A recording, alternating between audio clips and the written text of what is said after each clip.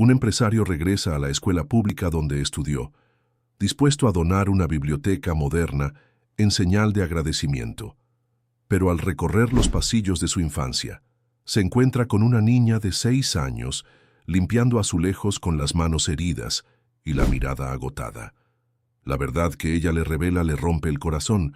Míralo hasta el final para entenderlo. Si esta historia te ha interesado, no olvides suscribirte a nuestro canal y decirnos desde qué ciudad nos estás viendo. Seguiremos adelante. La camioneta negra con vidrios polarizados avanzaba lentamente por las calles estrechas de San Pedro, Cholula, un municipio histórico en las afueras de Puebla.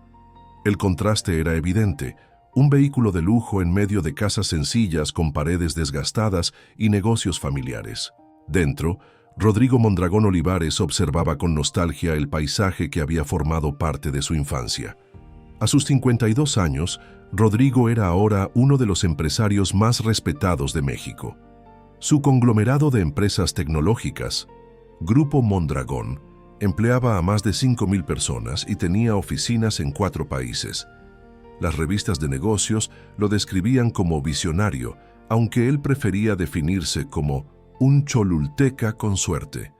Ese día regresaba a sus raíces por una razón especial. «Ya llegamos, señor», anunció su chofer, deteniéndose frente a un edificio de 2 plantas con paredes amarillas descoloridas y un letrero modesto que rezaba: Escuela Primaria Benito Juárez. Rodrigo respiró profundo.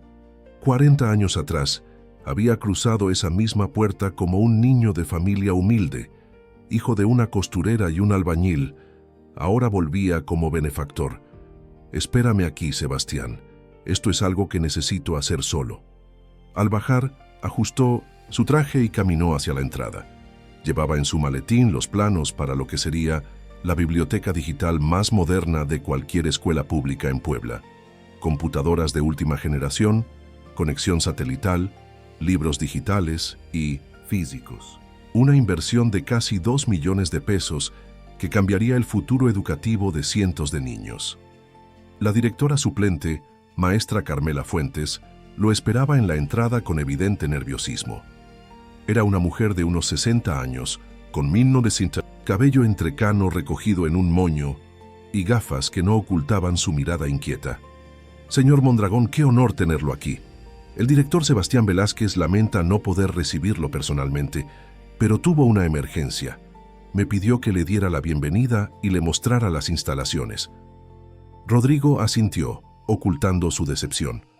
Había hablado por teléfono con el director Velázquez, un hombre aparentemente entusiasta que había asumido el cargo hace 5 años. La ausencia le pareció descortés, pero decidió no darle importancia. «No se preocupe, maestra. Lo importante es conocer la escuela. Como está ahora, he solicitado específicamente que no haya actos formales ni prensa. Quiero ver la realidad cotidiana».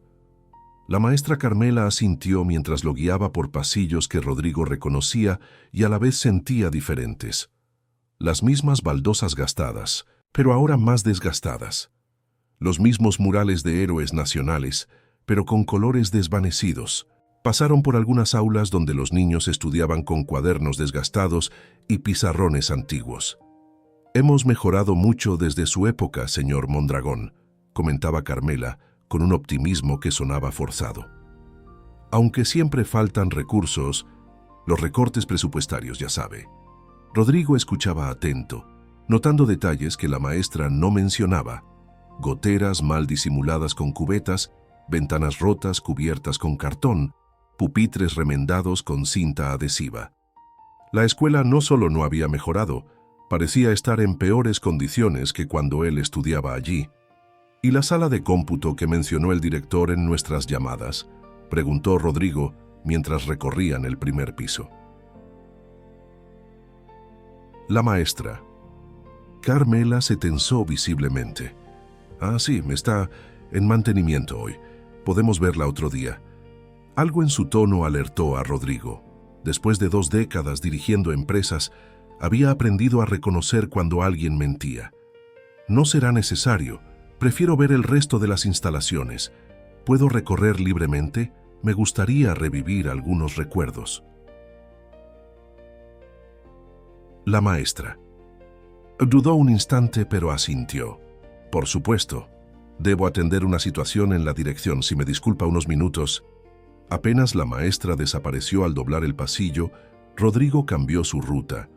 En lugar de seguir hacia el patio como había indicado, decidió explorar el área de baños que había visto al pasar, donde un letrero de fuera de servicio colgaba precariamente. Al acercarse, escuchó un sonido tenue. Alguien lloraba. Con cautela, empujó la puerta entreabierta. Lo que vio le heló la sangre.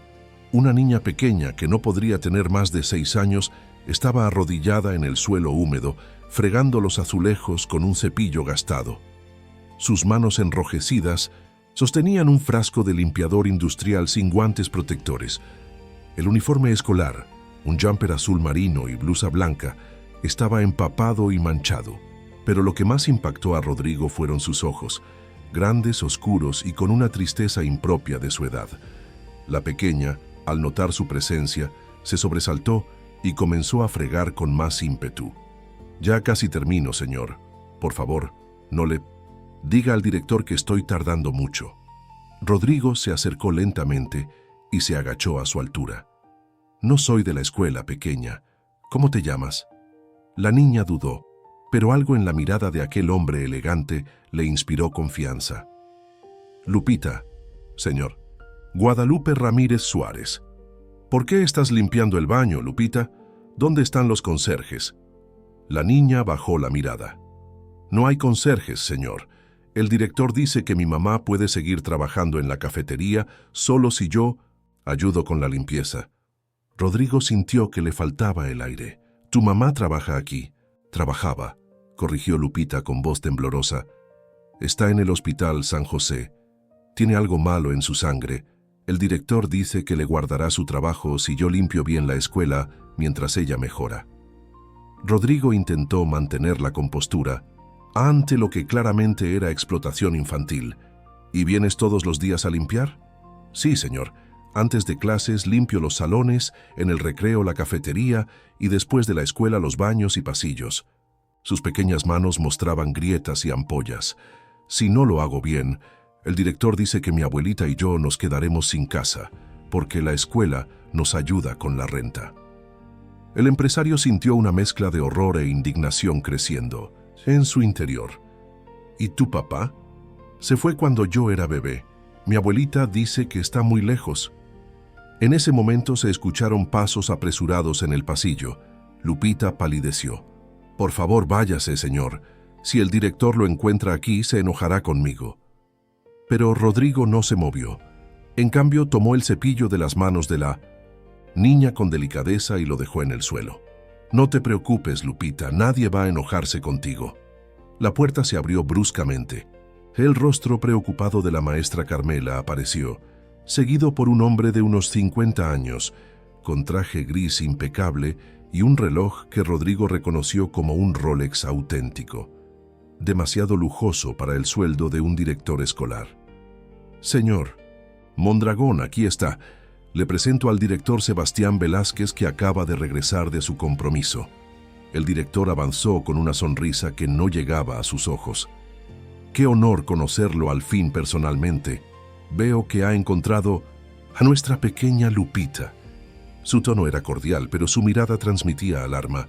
«Ella es parte de nuestro programa de cooperación comunitaria. Algunos alumnos colaboran voluntariamente con pequeñas tareas». Rodrigo se incorporó lentamente, sosteniendo la mirada del director. «Interesante programa, señor Velázquez. Me gustaría conocer más detalles. Quizás podríamos hablar en su oficina». El director asintió, manteniendo su fachada de amabilidad. «Lupita, puedes ir a tu clase ahora», ordenó Velázquez, pero Rodrigo intervino. «De hecho, me gustaría que Lupita nos acompañara. Parece una niña muy trabajadora. Estoy seguro de que podría contarme mucho sobre este programa de cooperación». La oficina del director Velázquez contrastaba notablemente con el resto del edificio. Mientras los salones carecían de material básico, aquel despacho exhibía muebles de madera fina, un equipo de sonido moderno y una computadora de última generación. En la pared destacaban fotografías del director estrechando manos con políticos locales. Lupita permanecía sentada en una esquina con la mirada fija en el suelo, mientras Rodrigo observaba cada detalle del lugar. El director, por su parte, no dejaba de hablar sobre los logros académicos de la institución y sus supuestos programas innovadores. Como le decía, señor Mondragón, nuestra escuela se distingue por involucrar a la comunidad. Los padres y alumnos participan voluntariamente en el mantenimiento del plantel. Es un modelo de colaboración. Rodrigo asintió lentamente, fingiendo interés mientras evaluaba la situación. En sus años como empresario, había aprendido a reconocer cuando estaba frente a una fachada. Y este modelo incluye que niños de 6 años manipulen productos químicos industriales sin protección. El director soltó una risa nerviosa. Ha malinterpretado lo que vio, señor. Lupita solo estaba jugando. Ya sabe cómo son los niños. Imitan lo que ven. Su madre trabajaba en mantenimiento antes de su condición médica. Rodrigo miró a Lupita, que seguía con la vista clavada en sus zapatos gastados.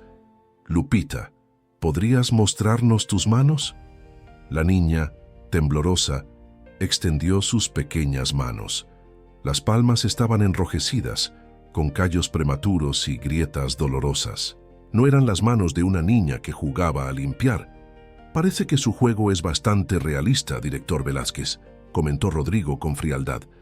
El director cambió su estrategia, adoptando un tono confidencial. Señor Mondragón, entiendo su preocupación, pero debe comprender nuestra realidad. Los recursos que recibimos son insuficientes. Hacemos lo posible por ayudar a familias, como la de Lupita. Su madre está enferma, no tiene seguro social adecuado. La abuela apenas puede mantenerse a sí misma. Les ofrecimos una forma de sostenerse durante esta crisis. ¿Explotando a una niña? Prefiero llamarlo solidaridad mutua, respondió Velázquez con una sonrisa tensa. La escuela apoya a la familia con la renta de su vivienda y garantiza el puesto de la madre cuando se recupere. A cambio, la pequeña ayuda con algunas tareas. Todos ganan. Rodrigo contuvo su indignación. Necesitaba más información antes de actuar. Me gustaría hablar con la madre de Lupita. ¿En qué hospital dijo que está internada? El director pareció incómodo con la pregunta. Hospital San José, pero no creo que sea conveniente molestarla en su estado. ¿Podríamos...? Insisto, interrumpió Rodrigo. De hecho, me gustaría llevar a Lupita a ver a su madre ahora mismo. Imposible. Los alumnos no pueden salir durante horario escolar sin autorización formal de sus tutores. La abuelita firmó un papel. Intervino Lupita con voz apenas audible. Dice que el director puede decidir por mí cuando ella no está.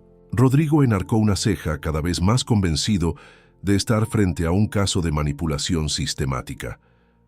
En ese caso, director, como usted tiene esa autoridad, le pido formalmente que permita a Lupita acompañarme al hospital.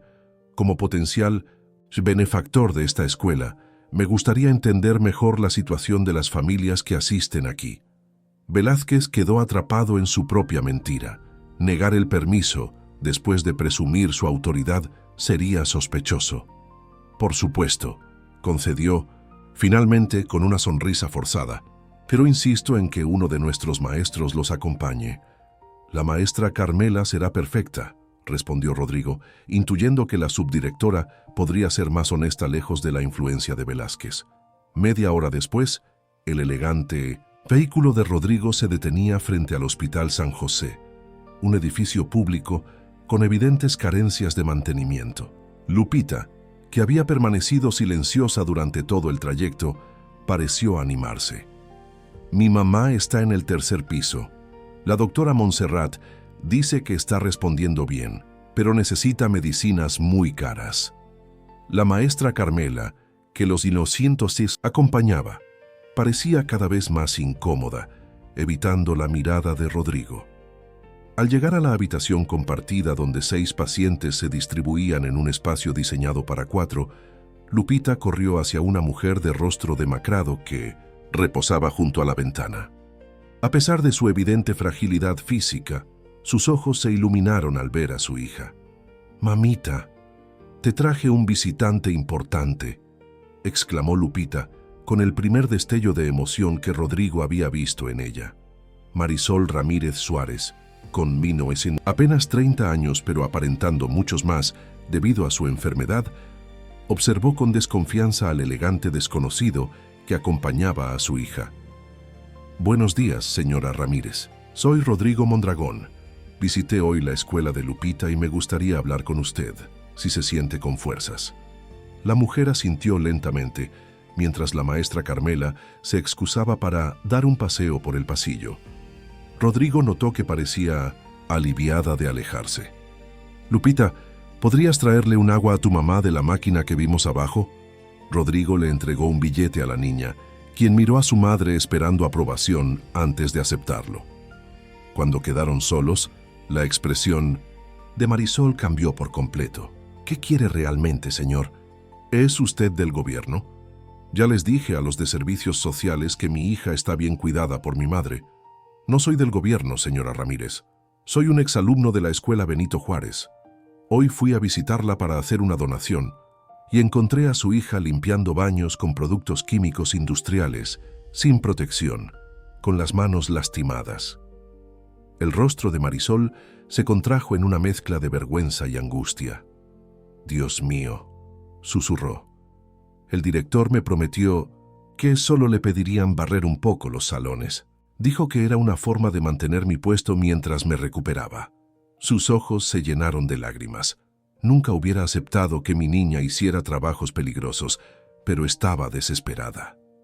«¿Qué acuerdo exactamente hizo con el director? ¿Velázquez?». Marisol respiró profundamente. «Trabajé 3 años como encargada de limpieza en la escuela. Cuando me diagnosticaron leucemia hace 6 meses, el director me dijo que tenía que reemplazarme. No podía permitirme perder el ingreso. Mi madre es mayor, vive de una pensión mínima». Se detuvo, luchando contra el llanto. «Velázquez me ofreció un trato. Mantendría mi puesto vacante y seguiría pagando mi sueldo si Lupita colaboraba con pequeñas tareas mientras yo me recuperaba. También ofreció ayudarnos con la renta. ¿Y recibe usted ese sueldo?». «Solo una pequeña parte. Dice que el resto lo usa para pagar nuestra renta directamente al casero. Nunca he visto un recibo, pero tenemos donde vivir», bajó la voz. «La verdad es que desde que empeoré, he perdido el control de muchas cosas. Mi madre apenas sabe leer. Es fácil engañarla». Rodrigo sentía que la indignación crecía dentro de él. «¿Sabe si hay otras familias en situación similar?». Marisol asintió lentamente. «La señora Dolores, del comedor escolar. Su esposo tuvo un accidente en la construcción y quedó incapacitado. Su hijo de 10 años ahora trabaja en la cocina. Y la familia de refugiados guatemaltecos, sus 2 hijos adolescentes mantienen los jardines, siempre bajo el mismo esquema de colaboración comunitaria». En ese momento, Lupita regresó con el agua. Rodrigo notó algo que había pasado por alto. A pesar de ser mediodía de un jueves, la niña no estaba perdiendo clases. Estaba tan normalizado que trabajara que ni siquiera seguía un horario escolar regular. «Señora Ramírez, quiero ayudarlas, no como caridad, sino como justicia. Lo que está sucediendo en esa escuela es ilegal y debe detenerse». La mujer lo miró con una mezcla de esperanza y miedo.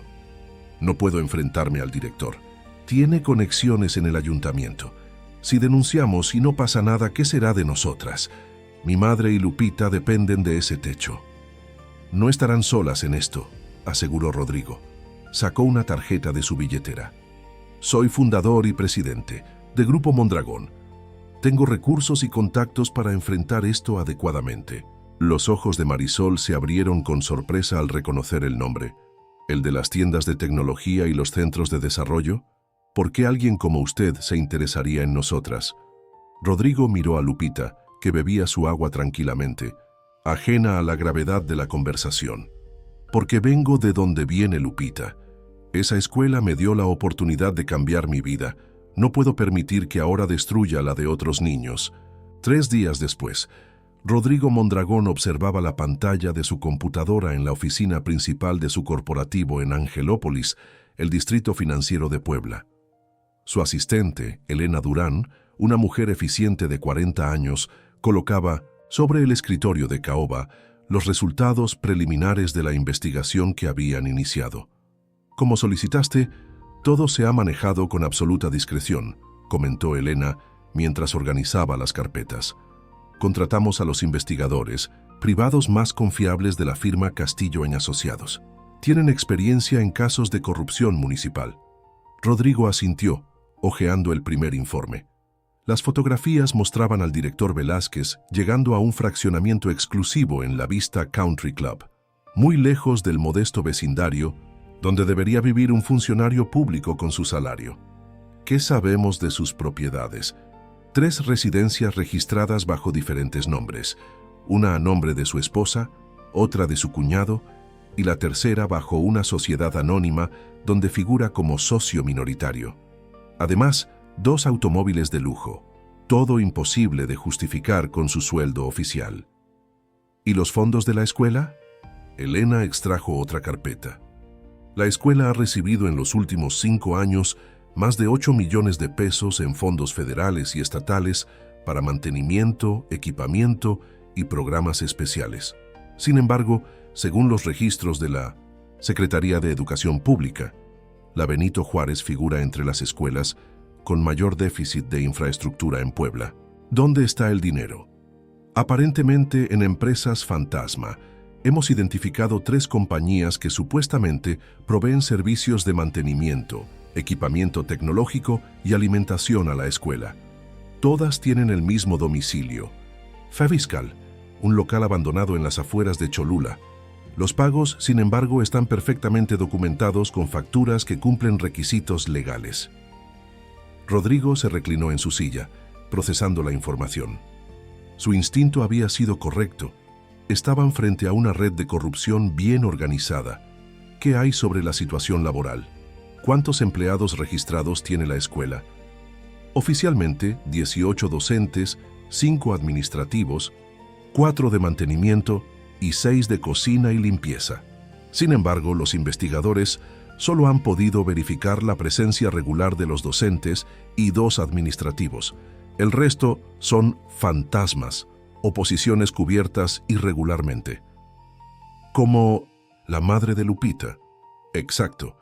Marisol Ramírez figura como empleada activa recibiendo sueldo, pero no hay registros de incapacidad médica ni de seguridad social que justifiquen su ausencia pagada.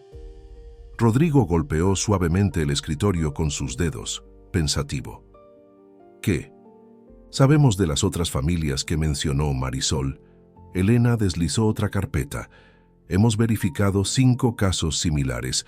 La familia Tzul, refugiados guatemaltecos.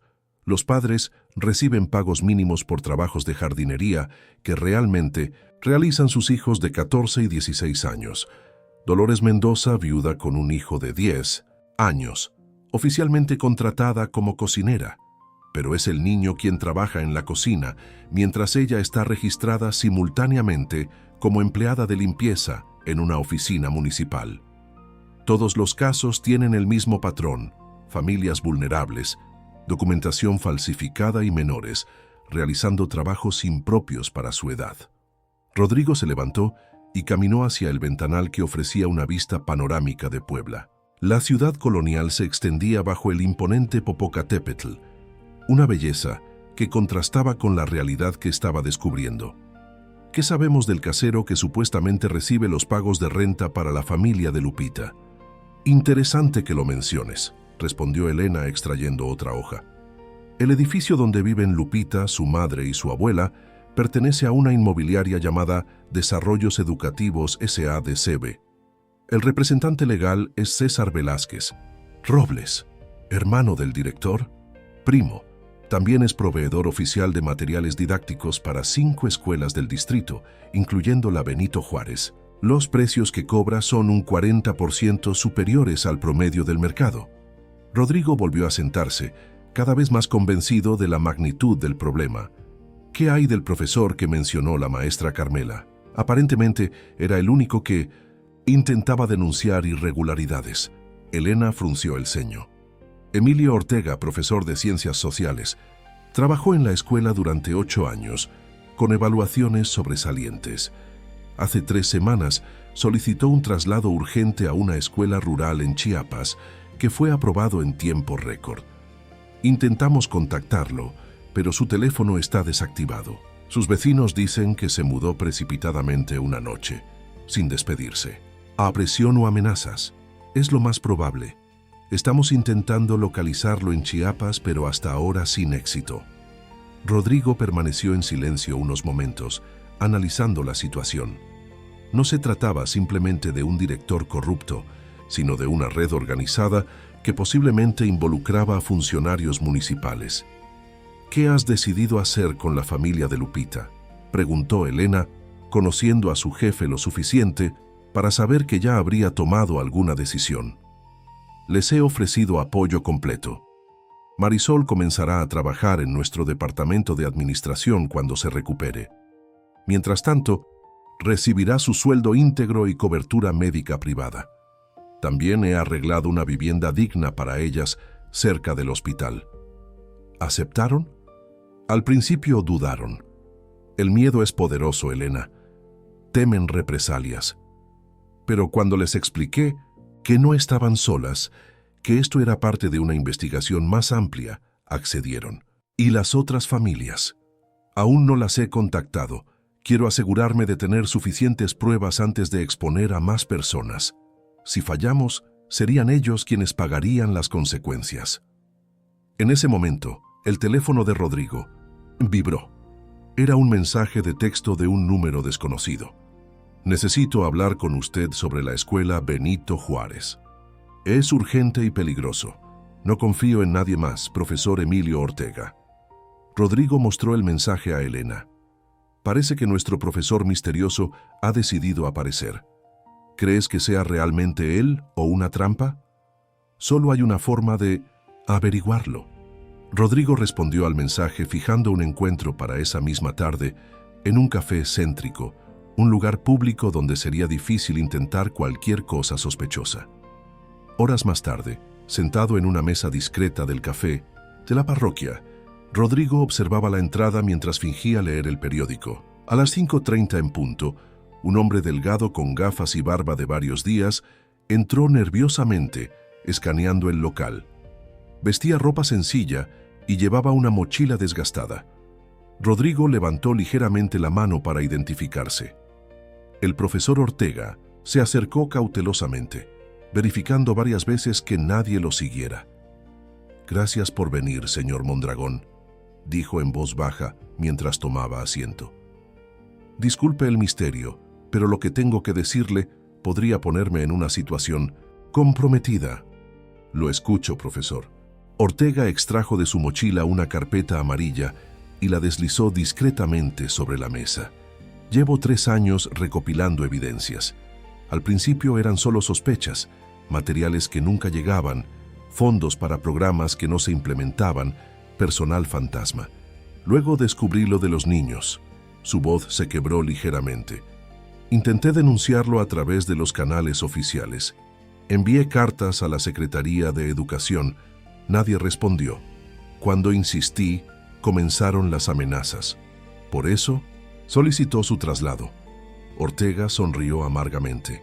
«No lo solicité, me dieron a elegir, aceptar el traslado o enfrentar acusaciones fabricadas de acoso a estudiantes. Con una acusación así, aunque falsa, mi carrera terminaría. Elegí irme, pero no podía abandonar a esos niños», señaló la carpeta.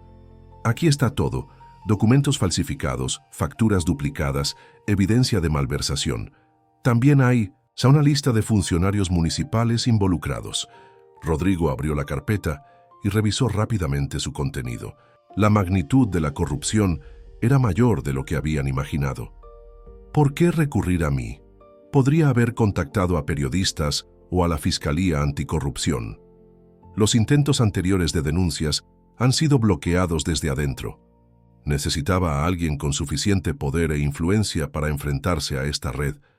Cuando supe que había visitado la escuela y que estaba interesado en el caso de Lupita, vi una oportunidad. ¿Cómo supo de mi visita? La maestra Carmela me contactó. Ella también está asustada, pero quiere hacer lo correcto. Ha sido testigo silenciosa durante años. Rodrigo asintió, empezando a armar el rompecabezas completo. Profesor Ortega, agradezco su valentía. Le prometo que esto no quedará impune. Protegeremos a los niños y a sus familias y expondremos este sistema corrupto. Ortega pareció relajarse ligeramente. Hay algo más que debes saber. El director Velázquez no es la cabeza de la red. Es solo un eslabón.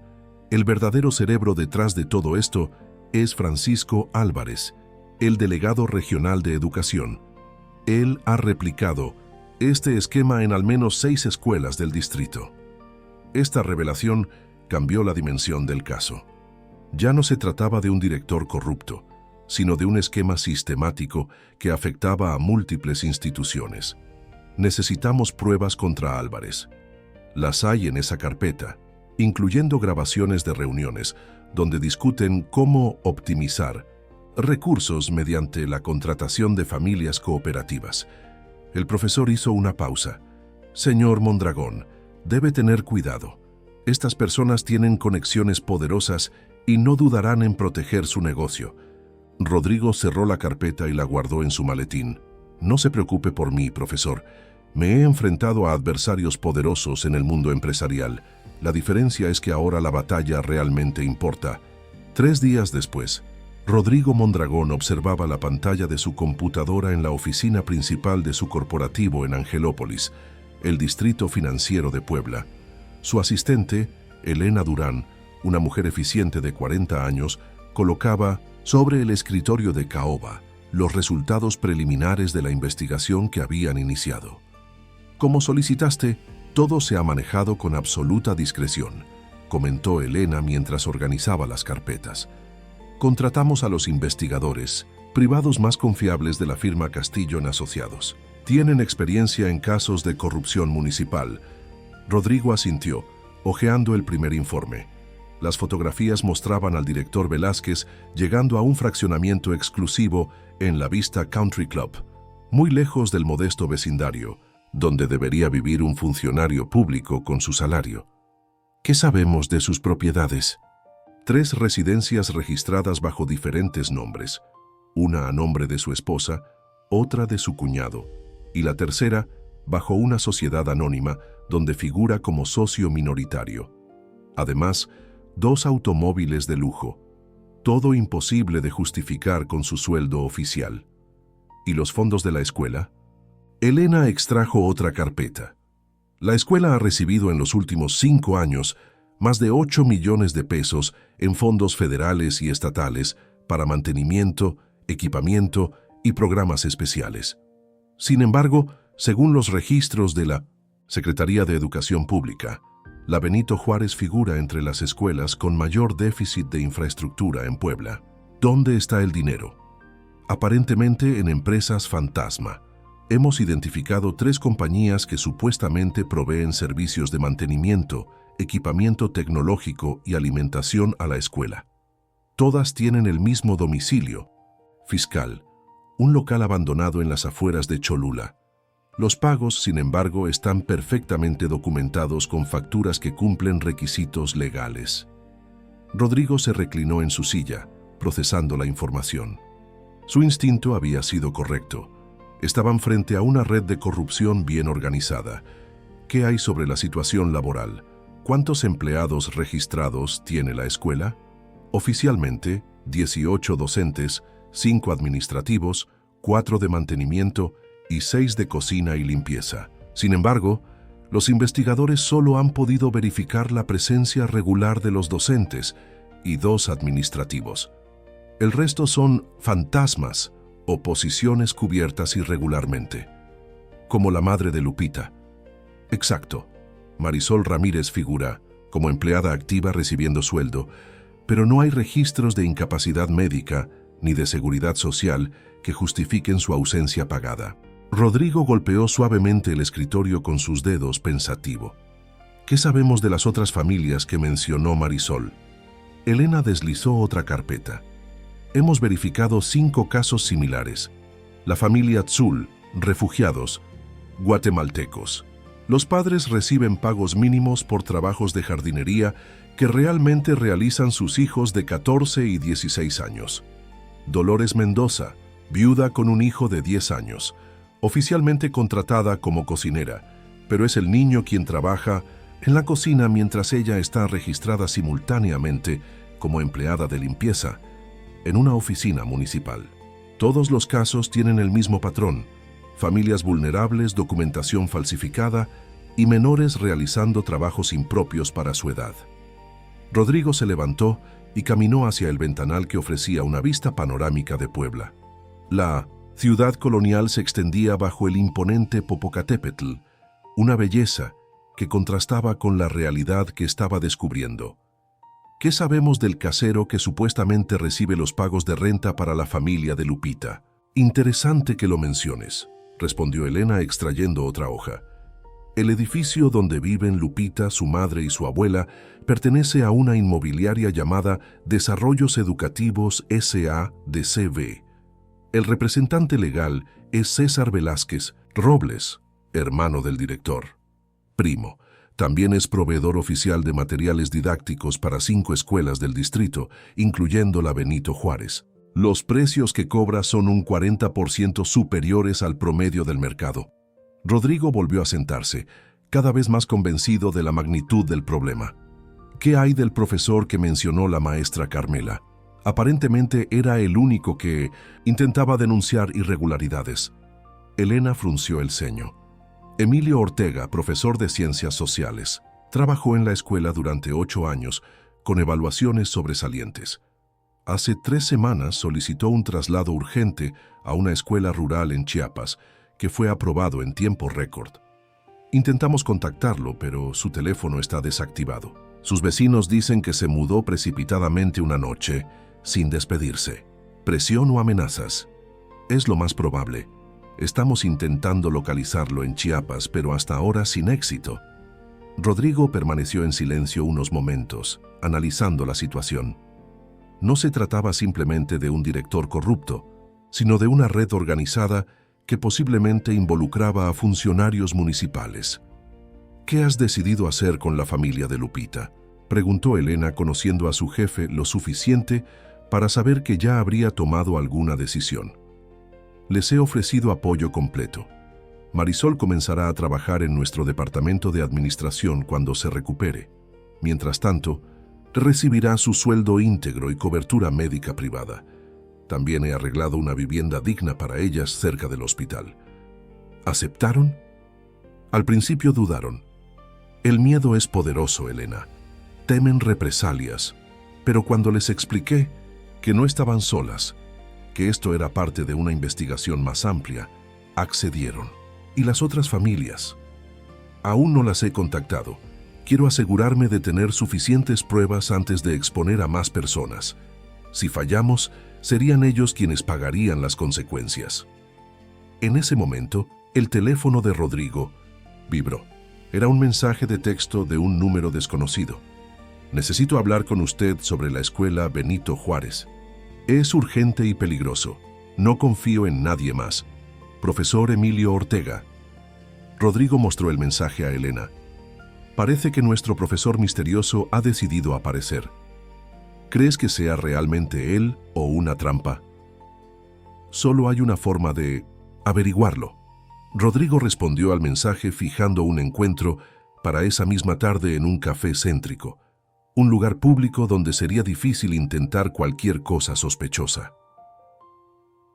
Horas más tarde, sentado en una mesa discreta del café de la parroquia, Rodrigo observaba la entrada mientras fingía leer el periódico. A las 5:30 en punto, un hombre delgado con gafas y barba de varios días entró nerviosamente, escaneando el local. Vestía ropa sencilla y llevaba una mochila desgastada. Rodrigo levantó ligeramente la mano para identificarse.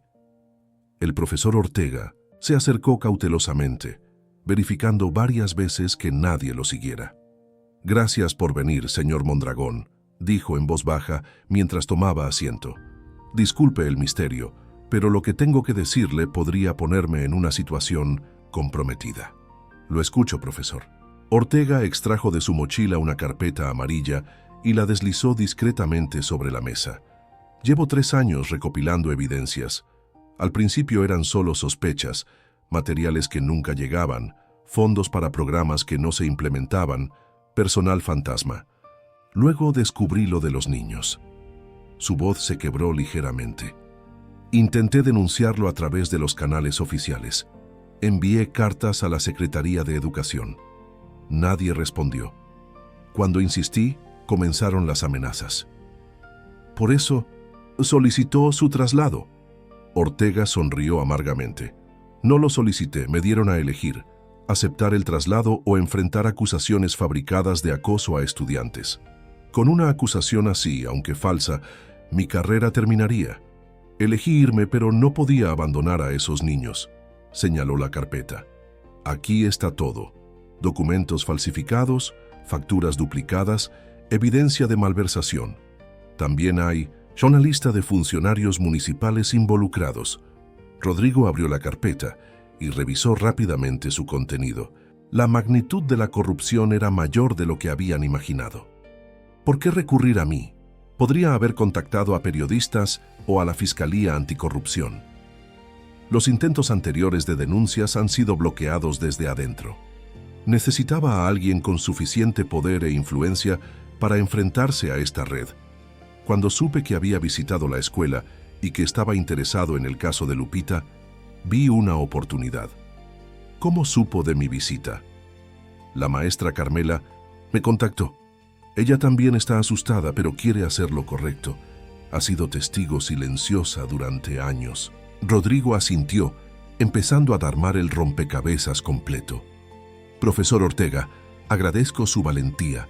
Le prometo que esto no quedará impune. Protegeremos a los niños y a sus familias y expondremos este sistema corrupto. Ortega pareció relajarse ligeramente. Hay algo más que debes saber. El director Velázquez no es la cabeza de la red, es solo un eslabón. El verdadero cerebro detrás de todo esto es Francisco Álvarez, el delegado regional de educación. Él ha replicado este esquema en al menos 6 escuelas del distrito. Esta revelación cambió la dimensión del caso.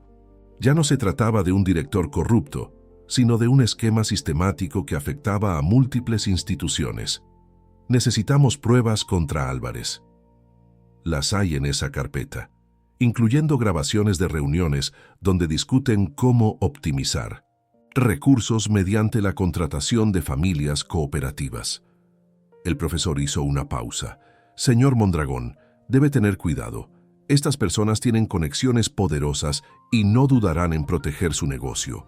Rodrigo cerró la carpeta y la guardó en su maletín. No se preocupe por mí, profesor. Me he enfrentado a adversarios poderosos en el mundo empresarial. La diferencia es que ahora la batalla realmente importa. La noticia se propagó como fuego en la pólvora. Empresario millonario abandona corporativo para luchar contra corrupción escolar. Los titulares variaban, pero la esencia era la misma. Algunos medios presentaban a Rodrigo como un héroe. Otros insinuaban motivos ocultos o desequilibrio emocional. Las redes sociales hervían con opiniones divididas y teorías conspirativas. Mientras tanto, en un modesto apartamento del fraccionamiento La Paz, a 15 minutos del Hospital San José, Lupita observaba fascinada su nueva habitación. Nunca había tenido un espacio propio, mucho menos uno con paredes recién pintadas de color lavanda, una cama individual con colcha de mariposas y un pequeño escritorio donde podría hacer sus tareas. ¿Te gusta, mijita?, preguntó doña Consuelo, su abuela observando con ternura la emoción de la niña. Es como un sueño, abuelita. ¿De verdad podemos quedarnos aquí? Sí, mi amor. El señor Mondragón ha arreglado todo para que vivamos cerca del hospital donde está tu mamá. Lupita corrió hacia la ventana, desde donde podía verse el edificio del hospital a pocas cuadras. ¿Y ya no tengo que limpiar la escuela? La pregunta, formulada con inocencia infantil, provocó que a doña Consuelo se le humedecieran los ojos. No, mi niña. Nunca más tendrás que hacer ese trabajo. Ahora solo te preocuparás por estudiar y jugar como debe ser. El timbre interrumpió su conversación. Doña Consuelo Aún desconfiada por años de precariedad, se asomó cautelosamente por la mirilla antes de abrir. Era Elena Durán, la asistente de Rodrigo, acompañada por una mujer joven que cargaba varias bolsas. «Buenos días, doña Consuelo. Le presento a la doctora Alicia Vega, psicóloga infantil. Viene a conocer a Lupita como acordamos». La niña observaba con curiosidad desde el pasillo mientras las mujeres entraban. La doctora Vega, con una sonrisa cálida, se acercó a ella y se agachó para quedar a su altura. «Hola, Lupita. Me han contado que eres una niña muy valiente y trabajadora. ¿Te gustaría que conversáramos un rato?» Lupita asintió tímidamente, pero sin miedo. Algo en la mirada de la doctora le inspiraba confianza. Mientras la psicóloga y la niña se instalaban en la sala para su primera sesión, Elena puso al tanto a doña Consuelo sobre los avances del caso. La denuncia formal ya fue presentada esta mañana ante la Fiscalía Anticorrupción. El señor Mondragón ha solicitado medidas de protección para todas las familias involucradas. ¿Y mi hija está segura en el hospital? Completamente. Hemos contratado seguridad privada discreta. Además, su tratamiento ha sido trasladado a un programa especializado con médicos de primer nivel. Doña Consuelo, una mujer que había enfrentado muchas dificultades, en sus 65 años, se permitió un momento de emoción. ¿Por qué hace todo esto por nosotras? Somos desconocidas para él. Elena sonrió suavemente. El señor Mondragón viene de un origen humilde, como ustedes. Nunca ha olvidado sus raíces. Cuando vio a Lupita en esa situación, algo se removió en él. Dice que vio en ella a todos los niños que no tuvieron la oportunidad que él sí tuvo. En ese momento, el teléfono de Elena sonó con urgencia. Su expresión cambió al ver el identificador. «Disculpe, doña Consuelo, debo atender esta llamada». Se alejó hacia la cocina mientras respondía. Su rostro se tensaba progresivamente con cada palabra que escuchaba. «¿Estás seguro? ¿Cuándo ocurrió?» «Entiendo. Infórmale a Rodrigo inmediatamente. Reforzaremos la seguridad de todas las familias». Al regresar, intentó mantener la compostura, pero doña Consuelo, con la intuición agudizada por décadas de adversidad, percibió que algo andaba mal. «¿Qué sucede, señorita Elena?» Elena dudó, evaluando cuánta información compartir. «Ha habido un incidente. El profesor Emilio Ortega ha sido hospitalizado». «¿El maestro que ayudaba a los niños?» Marisol me habló de él. «Sí. Aparentemente sufrió un accidente en 1900 en su apartamento. Una fuga de gas que nadie puede explicar. Afortunadamente un vecino lo encontró a tiempo». Doña Consuelo se persignó instintivamente. «Virgen Santísima, ¿están intentando silenciarlo?» «Eso parece. Pero solo han conseguido lo contrario. El incidente ha atraído la atención de medios nacionales. La Comisión Estatal de Derechos Humanos ha emitido un comunicado exigiendo investigación inmediata. Mientras tanto, a kilómetros de distancia, en un restaurante exclusivo del Centro Histórico de Puebla, el delegado regional de Educación, Francisco Álvarez, almorzaba con 3 hombres de traje impecable. Su conversación, en tono bajo pero intenso, se interrumpió cuando un mesero se acercó discretamente. «Disculpe, licenciado Álvarez, hay una llamada urgente para usted». Álvarez se excusó y se dirigió a un área privada para atender el teléfono. Su rostro, habitualmente impasible, mostraba ahora signos evidentes de tensión. «¿Qué demonios estabas pensando?», espetó sin saludar. «Te dije específicamente que no hicieras nada contra el profesor. Ahora tenemos a los medios nacionales encima». La voz al otro lado intentaba justificarse. Era un riesgo inaceptable. Sus declaraciones habrían sido la palabra de un maestro contra funcionarios respetados. Ahora son el testimonio de una víctima de intimidación. Has convertido una molestia en una crisis». Álvarez colgó furioso, regresando a la mesa donde sus acompañantes esperaban expectantes. «Tenemos un problema serio, señores. El asunto de las escuelas se está saliendo de control». Uno de los hombres, el de mayor edad, habló con calma estudiada. «Francamente, Francisco, este problema lo has creado tú con tu ambición. Te advertimos que el esquema era demasiado agresivo. Funcionó perfectamente durante 5 años. Se defendió Álvarez. Nadie cuestionaba nada hasta que apareció ese empresario entrometido.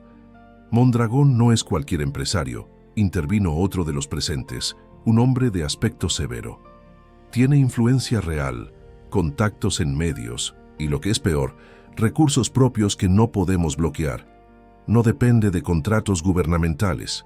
Además, añadió el tercero, acaba de renunciar temporalmente a su cargo como CEO. Eso significa que está dispuesto a sacrificar su posición por esta causa. Es un adversario determinado. Álvarez bebió su whisky de un solo trago. Propongo una estrategia de contención inmediata. Primero, aceptamos que hubo irregularidades en la escuela Benito Juárez. Sacrificamos a Velázquez como manzana podrida aislada. Segundo, anunciamos una auditoría exhaustiva de todas las escuelas del distrito, que nosotros mismos controlaremos.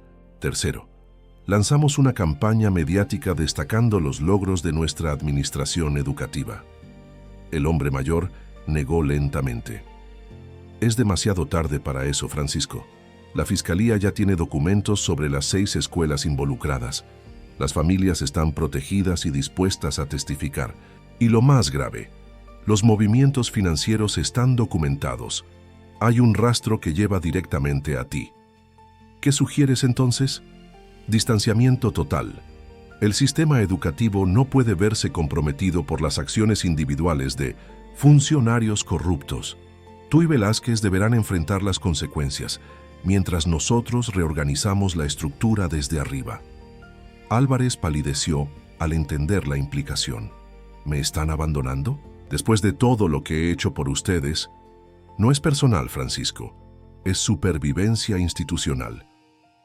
Mientras esta conversación tenía lugar, Rodrigo se encontraba en la habitación del hospital donde el profesor Ortega se recuperaba. El docente, con una máscara de oxígeno y conectado a monitores, intentaba hablar a pesar de la debilidad.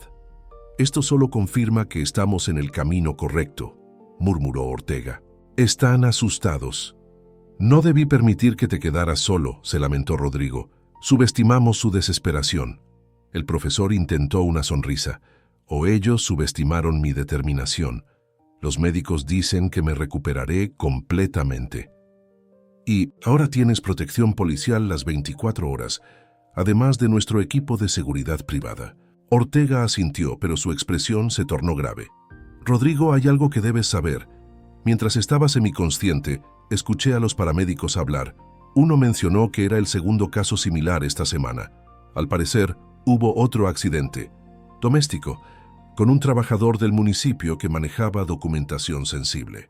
Esta información hizo que Rodrigo se tensara. ¿Crees que están eliminando testigos potenciales? No lo sé, pero no son coincidencias. Estas personas juegan un juego peligroso. Rodrigo asintió, comprendiendo las implicaciones. Reforzaremos todas las medidas de seguridad y aceleraremos la estrategia mediática. Es momento de que la opinión pública conozca la verdad completa.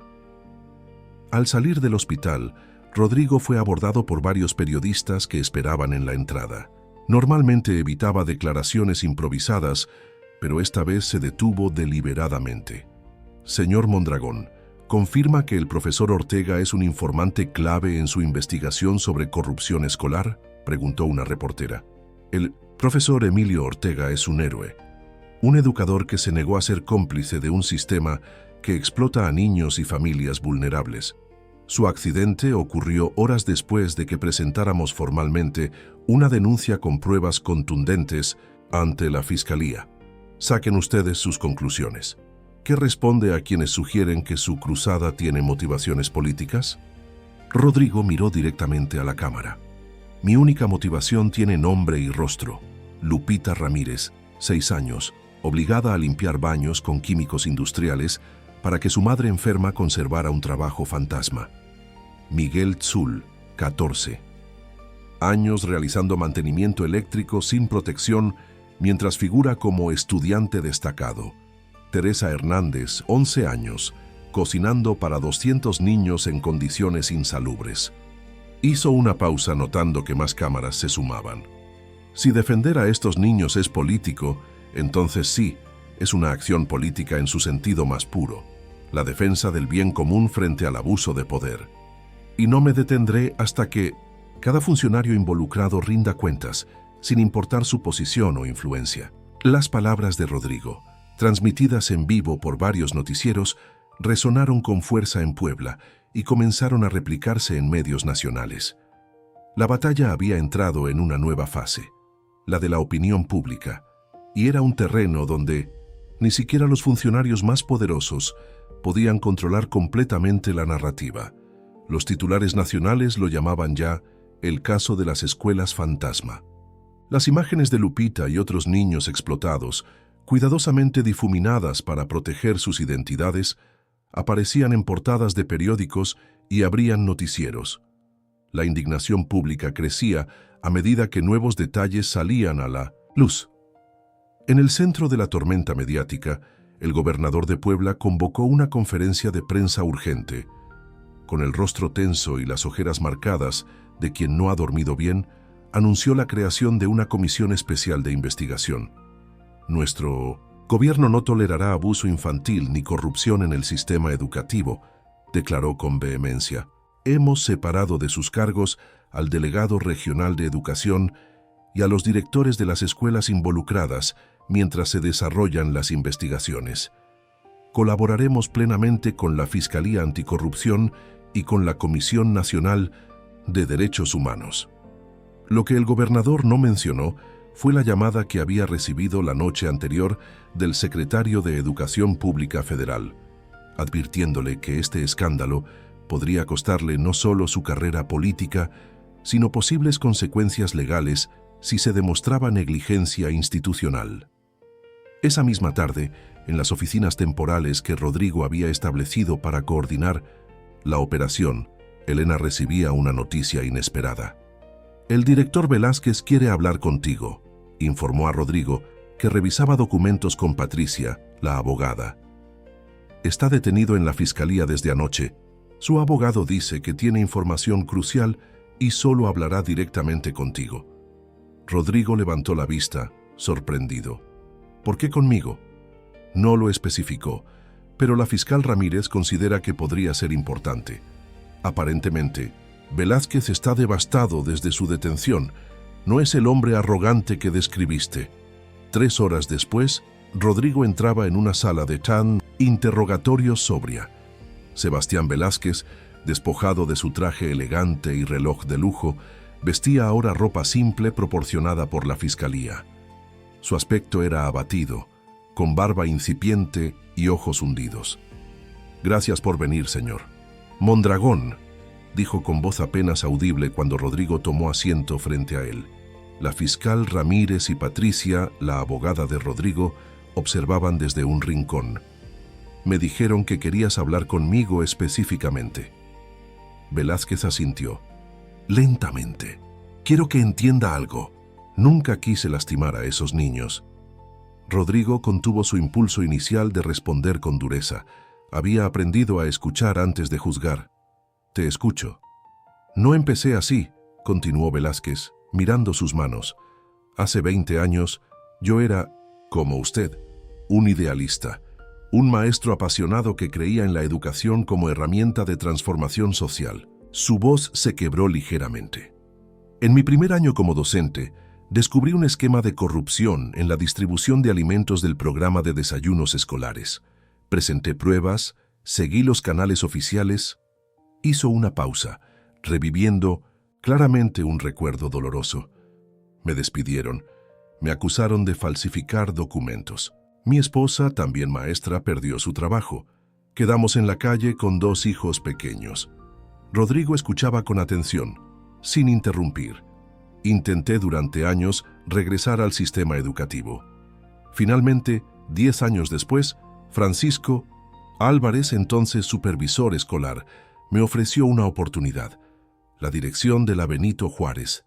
La escuela estaba en pésimas condiciones, abandonada por las autoridades. Me prometió autonomía para implementar mejoras». Velázquez tomó un vaso de agua con manos temblorosas. «Los primeros meses fueron maravillosos. Reorganizamos programas, motivamos a los maestros, involucramos a los padres, logramos avances reales con recursos mínimos. Su expresión se ensombreció. Entonces, Álvarez regresó. Me explicó cómo funcionaba realmente el sistema. La escuela recibía fondos fantasma que debían repartirse entre funcionarios. Los programas sociales tenían que beneficiar a proveedores específicos.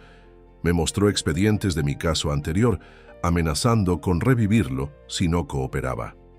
¿Y accediste?, preguntó Rodrigo, manteniendo un tono neutral. Al principio solo fueron pequeñas irregularidades administrativas.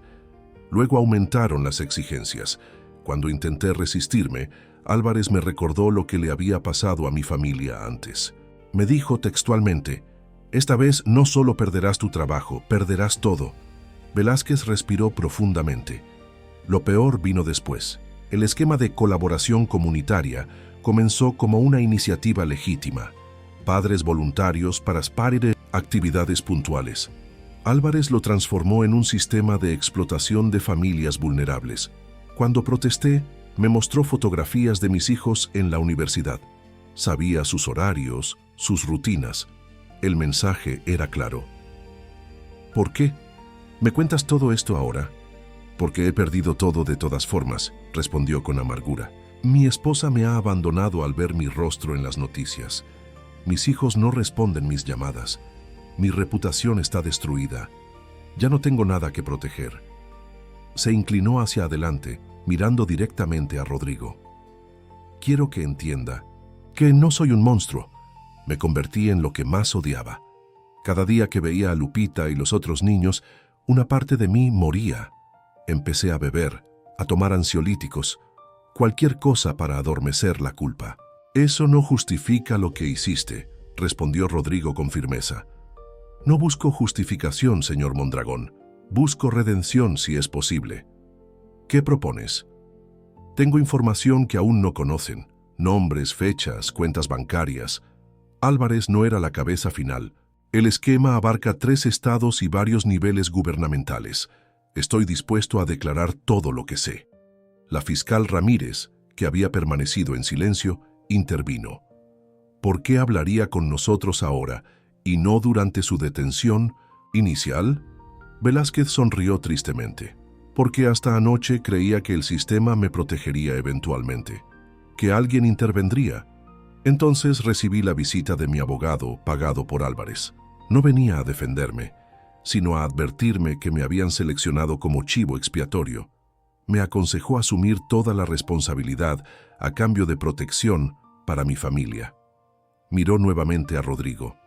En ese momento entendí que nunca fui parte del sistema. Solo fui una herramienta desechable. Como usted dijo en televisión, señor Mondragón, esta escuela nunca fue mía. Era solo un administrador del esquema. Las palabras resonaron en Rodrigo. A pesar del desprecio que sentía por las acciones de Velázquez, reconoció en su historia un patrón perturbador. El sistema no solo corrompía, también castigaba a quienes intentaban cambiar las cosas. Si cooperas plenamente, dijo la fiscal, podríamos considerar circunstancias atenuantes en tu caso. Velázquez negó con la cabeza. No pido clemencia para mí. Merezco las consecuencias de mis acciones. Solo quiero asegurarme de que se haga justicia completa. Que no solo caigamos los peones, sino también los que manejan el tablero. Durante las siguientes 4 horas, Velázquez proporcionó un testimonio detallado que excedía incluso lo que Rodrigo y su equipo habían descubierto. Describió reuniones secretas con funcionarios de alto nivel. Reveló esquemas de lavado de dinero a través de fundaciones educativas fantasma y nombró a políticos de todos los partidos involucrados en la red. Al terminar la declaración, Rodrigo se quedó solo con Velázquez unos minutos mientras preparaban su traslado. «Hay algo más que quiero decirle», murmuró el exdirector, «sobre Lupita». Rodrigo se tensó instantáneamente. «¿Qué hay con ella?» «Cuando usted la encontró, fue providencial. Esa misma semana había recibido instrucciones para ampliar el programa de colaboración. Querían que más niños participaran en tareas cada vez más peligrosas. Lupita iba a ser enviada a la bodega de archivos, un sótano con problemas de humedad y moho tóxico. Rodrigo sintió un escalofrío recorrer su espina dorsal. ¿Sabías que eso podría enfermarla gravemente? Lo sabía, admitió Velázquez, con vergüenza evidente. Y aún así iba a cumplir la orden. Eso me convierte en el monstruo que digo no ser. Levantó la mirada con lágrimas contenidas. Gracias por salvarla. No solo del trabajo, sino de personas como yo, que perdieron su brújula moral hace tanto tiempo que ya no reconocen la monstruosidad de sus actos. Rodrigo salió de la fiscalía con sentimientos encontrados. La confesión de Velázquez proporcionaba un arma poderosa contra la corrupción sistémica, pero también revelaba una verdad incómoda. La línea entre víctimas y victimarios y veces era difusa en un sistema diseñado para corromper. Esa noche, mientras Rodrigo compartía los detalles de la reunión con Elena y Patricia en su oficina temporal, recibió una llamada inesperada. Era Carlos Esparza, presidente del Consejo Directivo de Grupo Mondragón. «Has visto las noticias, supongo», dijo Rodrigo a modo de saludo. «Las he visto», respondió Carlos con tono serio. «El Consejo ha convocado una reunión de emergencia mañana. Queremos que estés presente. Para formalizar mi salida, hubo una pausa incómoda para reconsiderar nuestra posición. La opinión pública está completamente a tu favor. Empresarios de todo el país están expresando su apoyo a tu causa. Incluso el presidente se ha pronunciado llamando a una investigación nacional sobre fondos educativos». «Qué conveniente», comentó Rodrigo con ironía. «Cuando era arriesgado debía mantener distancia. Ahora que es popular, quieren subirse al tren. Entiendo tu resentimiento, Rodrigo, pero piensa estratégicamente. Con el respaldo corporativo podrías amplificar el impacto, hacer de esto un movimiento nacional, no solo un caso aislado». Rodrigo consideró las palabras de Carlos. Tenía razón en términos prácticos, pero algo fundamental había cambiado en él durante estas semanas. «Asistiré a la reunión», concedió, finalmente, pero con una condición. El Grupo Mondragón debe comprometerse a crear una fundación permanente para combatir el trabajo infantil y apoyar a familias vulnerables, con financiamiento garantizado por estatutos, no sujeto a aprobación, anual del Consejo. «Es una petición considerable. Es mi condición innegociable, Carlos. He visto demasiado para volver a la normalidad corporativa como si nada hubiera pasado». Tras colgar, Rodrigo decidió hacer una visita que había pospuesto demasiado. Era tarde, pero sabía que sería bienvenido. Media hora después, estaba sentado en la sala del nuevo apartamento de la familia Ramírez. Marisol, recién dada de alta con un pronóstico favorable, descansaba en un sillón mientras Lupita mostraba orgullosa a Rodrigo sus nuevos libros y útiles escolares. «Mire, señor Mondragón, saqué 10 en mi examen de ciencias», exclamó la niña, mostrándole un cuaderno donde una estrella dorada coronaba su calificación. «Es impresionante, Lupita. Veo que tienes talento para los estudios. La maestra dice que si sigo así, podré ser doctora como quiero. ¿Cree que sea posible?» Rodrigo miró a la pequeña, cuyos ojos habían recuperado el brillo que faltaba cuando la conoció. Sus manos, antes agrietadas y lastimadas, ahora mostraban la piel suave propia de una niña de su edad. «Estoy completamente seguro, Lupita. Serás una excelente doctora». Marisol observaba la escena con gratitud evidente.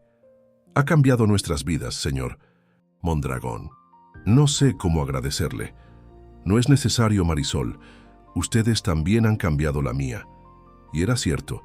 En pocas semanas, su perspectiva sobre el propósito de su riqueza y posición había transformado completamente.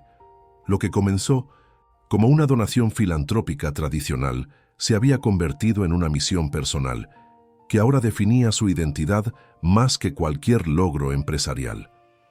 Cuando se despidió de la familia, Lupita le entregó un dibujo, una figura con traje, que ella identificó como el señor que salvó a los niños de la escuela. En el dibujo el personaje no llevaba una capa de superhéroe, sino un maletín. Para Lupita, el verdadero heroísmo no necesitaba disfraces fantásticos. 6 meses después, la antigua escuela Benito Juárez lucía irreconocible.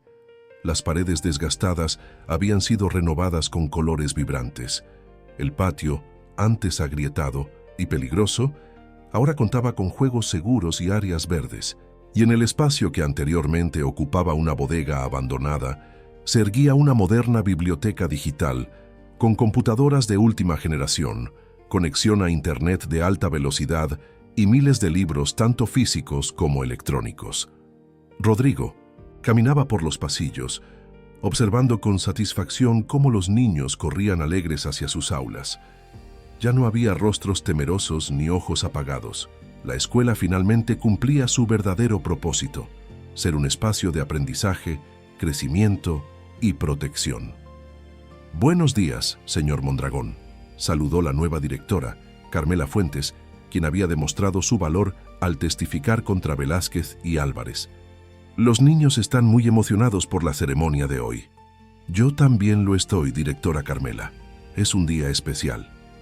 Se dirigieron al auditorio recién construido, donde cientos de personas esperaban el inicio del evento.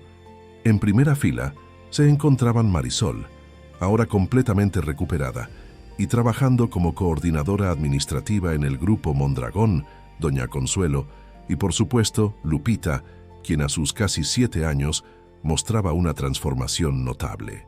Sus mejillas rosadas, su postura erguida y su sonrisa fácil eran el mejor testimonio del cambio que había experimentado. La ceremonia comenzó puntualmente. Se inauguraba oficialmente el Centro Educativo Integral Benito Juárez, un proyecto piloto que no solo transformaba físicamente la escuela, sino que implementaba un modelo revolucionario de educación pública. Además de las materias tradicionales, ofrecería talleres de artes, deportes, ciencias aplicadas y desarrollo emocional, todo financiado por una alianza entre el gobierno estatal, empresas privadas y la recién creada Fundación Amanecer, presidida por Rodrigo Mondragón. El gobernador, visiblemente nervioso ante la audiencia y las cámaras nacionales, pronunció un discurso sobre el compromiso renovado con la educación de calidad. Omitió convenientemente mencionar que la investigación en curso había revelado que su administración conocía parcialmente el esquema de corrupción. Su participación en el evento era más un acto de supervivencia política que de convicción genuina. Cuando llegó el turno de Rodrigo, un silencio expectante llenó el auditorio. En estos meses se había convertido en un símbolo nacional de lucha contra la corrupción y defensa de los derechos infantiles. Hace 6 meses vine a esta escuela con la intención de donar una biblioteca, comenzó. Un gesto filantrópico tradicional que creía cumpliría mi responsabilidad con la institución que me dio mi primera oportunidad educativa. Hizo una pausa, mirando directamente a Lupita. En lugar de eso, encontré una lección que ningún libro podría haberme enseñado. Una niña de 6 años me mostró lo que significa verdaderamente el valor y la dignidad humana. Me enseñó que la verdadera riqueza no está en lo que acumulamos, sino en lo que estamos dispuestos a defender. Rodrigo continuó relatando la transformación que había experimentado el caso, desde una denuncia local hasta un movimiento nacional que había provocado la creación de comisiones especiales en 15 estados para investigar el uso de fondos educativos. Hoy no solo inauguramos una escuela renovada, iniciamos un compromiso permanente con la educación digna, la protección infantil y la transparencia institucional. La Fundación Amanecer replicará este modelo en 50 escuelas de zonas vulnerables durante los próximos 3 años. Y este es solo el comienzo.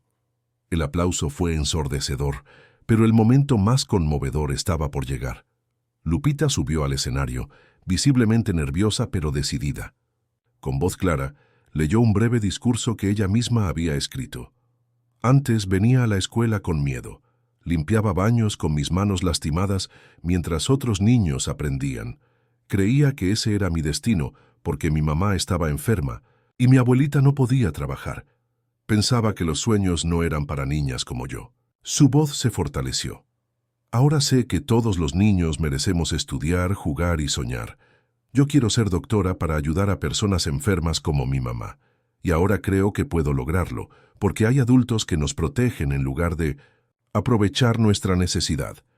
Miró directamente a Rodrigo. Gracias, señor Mondragón, por enseñarnos que una sola persona que decide hacer lo correcto puede cambiar muchas vidas. No hubo un solo ojo seco en el auditorio.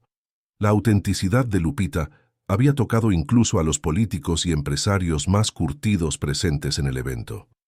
Tras la ceremonia oficial, mientras los invitados disfrutaban de un refrigerio, Rodrigo recibió una llamada de la fiscal Ramírez. Tenemos novedades importantes, señor Mondragón. El juez ha dictado sentencia para Velázquez y Álvarez, 12 y 15 años respectivamente, sin posibilidad de beneficios penitenciarios, y los funcionarios de mayor rango. El proceso continúa. La declaración ampliada de Velázquez nos dio acceso a cuentas en Panamá y Belice que confirman los pagos a altos funcionarios. El cerco se está cerrando. Al colgar, Rodrigo notó que Elena se acercaba con expresión intrigada. «Ha llegado algo extraño a la oficina», comentó su asistente, entregándole un sobre manila. El guardia dice que lo dejó un mensajero que no quiso identificarse. Rodrigo abrió el sobre con cautela. Contenía una memoria USB y una breve nota manuscrita firmada por Sebastián Velázquez desde la prisión preventiva. «Este es mi último acto de redención.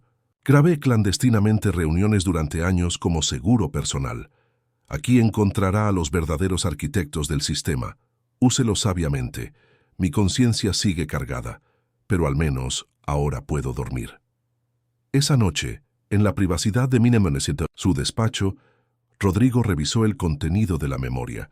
Incluía grabaciones de audio y video de al menos 20 reuniones secretas donde altos funcionarios estatales y federales, empresarios influyentes e incluso un par de legisladores discutían abiertamente cómo saquear fondos educativos y otros programas sociales. La evidencia era explosiva. Implicaba a figuras que hasta ahora habían permanecido intocables, protegidas por su poder e influencia. Usar esta información significaría enfrentarse a adversarios mucho más poderosos que un director escolar o un delegado regional. Mientras contemplaba los archivos, su teléfono sonó. Era Carlos Esparza. «Rodrigo, el Consejo está preocupado. Hemos recibido presiones para moderar el alcance de las investigaciones de la Fundación Amanecer. Sugieren concentrarnos en mejoras educativas y dejar el aspecto anticorrupción a las autoridades». Rodrigo sonrió con ironía. «¿Quién está ejerciendo la presión exactamente? Prefiero no mencionarlo por teléfono, pero son personas con capacidad de afectar seriamente nuestros contratos gubernamentales y permisos de operación». «Entiendo», respondió Rodrigo con calma. «Diles que su mensaje ha sido recibido. Y que pueden esperar mi respuesta mañana en la conferencia de prensa que acabo de programar». Tras colgar, Rodrigo llamó inmediatamente a Patricia, su abogada, y a un periodista de investigación de su confianza. Les explicó la situación y comenzaron a planear la estrategia para hacer público el contenido de la USB de manera segura y efectiva. La decisión estaba tomada. No había vuelta atrás. A la mañana siguiente, antes de dirigirse a la oficina, Rodrigo hizo una parada inesperada. Condujo hasta el pequeño cementerio donde descansaban sus padres. Frente a la sencilla lápida que marcaba sus tumbas, reflexionó en silencio. Su padre, obrero de la construcción, y su madre, costurera, habían trabajado incansablemente para darle la oportunidad de estudiar. «La educación es el único tesoro que nadie puede robarte», solía decir su madre. Ahora entendía plenamente el valor de esas palabras. «Voy a enfrentar una batalla difícil», murmuró, «pero creo que estarían orgullosos de la razón». Al llegar a su oficina, Elena lo esperaba con noticias inesperadas. «Ha venido alguien a verte. Dice que es urgente». En la sala de espera encontró a un hombre joven, nervioso, que se presentó como Ernesto Díaz, asistente personal del secretario de Hacienda Estatal. «Señor Mondragón, mi jefe sabe que usted tiene la USB de Velázquez», dijo sin preámbulos. «Me envía con una propuesta». Si entrega el dispositivo sin hacer copias, le garantiza que las reformas educativas propuestas por su fundación recibirán financiamiento completo durante 10 años. Rodrigo lo miró fijamente. ¿Y si me niego? Joven tragó saliva. Sugiere que considere el bienestar de las personas que lo rodean. Específicamente, mencionó a la familia Ramírez. La amenaza velada hizo que Rodrigo sintiera una furia fría.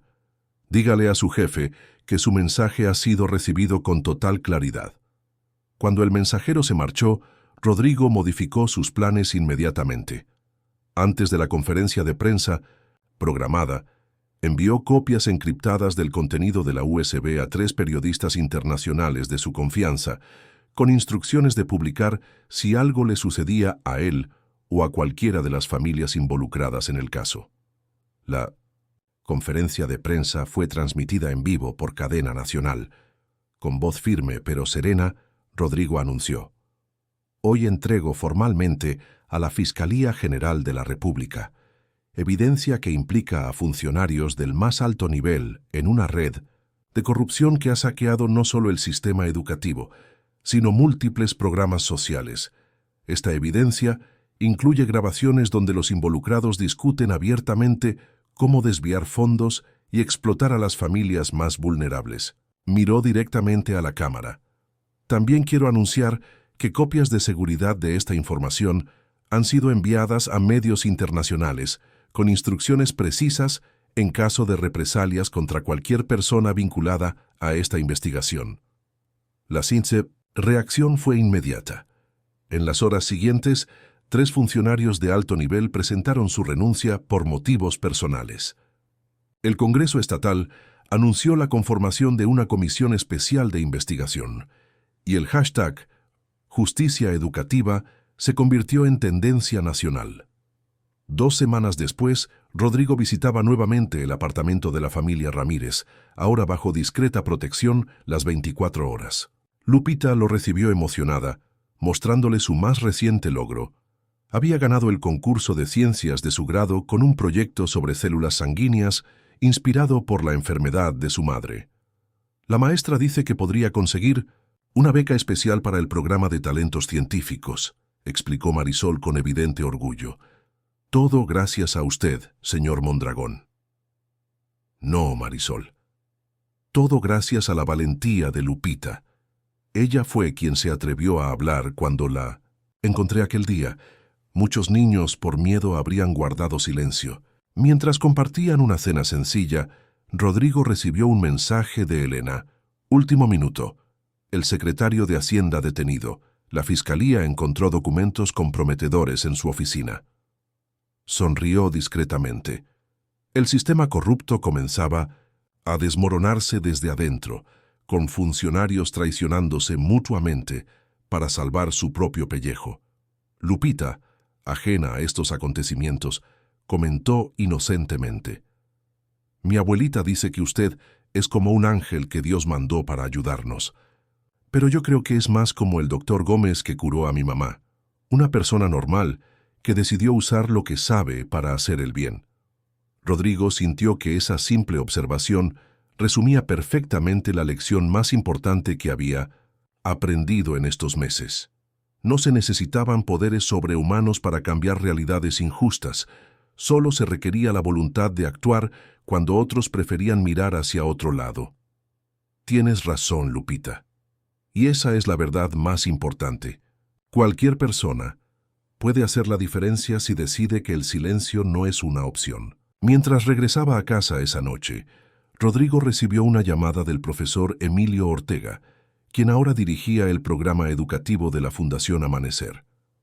«Las inscripciones para los talleres de ciencias han superado todas nuestras expectativas», informó entusiasmado. «Tenemos 5 veces más solicitudes que lugares disponibles». «Ampliaremos el programa», respondió Rodrigo sin dudar. «Ningún niño con interés en aprender debe quedarse fuera. Necesitaremos más fondos». «Los tendremos. El Consejo ha comprendido finalmente que esta no es una causa pasajera ni una estrategia de relaciones públicas. Es el verdadero propósito de nuestra riqueza y posición.